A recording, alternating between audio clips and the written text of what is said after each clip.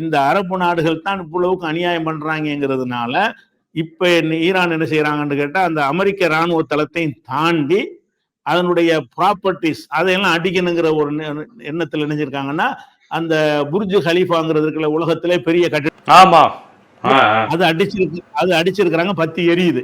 அதையும் அடிச்சிருக்கிறாங்க. ஏன்னா அந்த பொருளாதாரத்தை அடிச்சாதான் சரியா வருண்டு. அடுத்து அந்த அவங்களுடைய எண்ணெய் வயல்கள் அடிப்போங்கிறாங்க. பொருளாதாரத்துக்கு தானே அமெரிக்கா உழவு பண்றான். அமெரிக்கா தளத்தை மட்டும் நான் அடிக்க மாட்டோம், இவங்களுக்கு அந்த பணத்தை கொடுக்கக்கூடிய எண்ணெய் வளம் இருக்கக்கூடிய எல்லா இடங்களையும் அடிப்போம்னு சொல்லிட்டு அறிவிச்சு இன்னைக்கு கொஞ்ச நேரத்துக்கு முன்னாடி ஈரான் இப்போ உள்ள சுப்ரீம் லீடர் வழியாக அறிவிக்கப்பட்டிருக்கிறது. ஈரான்ல அந்த அரபு நாடுகள்ல இருக்கக்கூடியவர்கள் நாட்டை விட்டு வெளியேறிருங்க, என்ன வேண்டாம் நடக்கும்னு அறிவிச்சிருக்கிறாங்க. அதாவது துபாயில் இருக்கக்கூடியவங்க, குவைத்தில் இருக்கக்கூடியவங்க, சவுதியில் இருக்கக்கூடியவங்க, நீங்க மக்கள் உங்களை காப்பாற்றிக் கொள்வதாக இருந்தால் அந்த நாட்டை விட்டு வெளியே போயிருங்க அப்படின்னு இப்ப அறிவிச்சிருக்கிறாங்க. அது மாத்திரம் இல்லாம இப்ப என்ன செஞ்சிருக்காங்கன்னு கேட்டா, அமெரிக்காவுடைய ராணுவ பேஸ் இருக்கிற தளங்கள் அது அடிக்கிறதையும் கடந்து நினைஞ்சிருக்காங்கன்னு கேட்டா, துபாயிலையும் குவைத்திலையும் அரசுக்கு சொந்தமான அந்த சொத்துக்கள் எல்லாம் அமெரிக்காவுடைய முதலீடு அதுல எல்லாம் இருக்கிறது.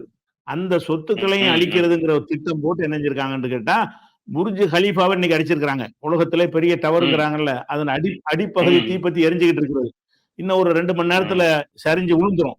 அந்த அளவுக்கு பயங்கரமான தாக்குதல் பண்ணியிருக்கிறாங்க. பண்ணது மட்டும் இல்லாம இப்ப என்ன அறிவிச்சிருக்கிறாங்கன்னு கேட்டா, அந்த குவைத்திலையும் பஹ்ரைன்லையும் வந்து யுஏஇலையும் இருக்கக்கூடிய மக்கள் வந்து நாட்டை விட்டு வெளியேறிருங்க.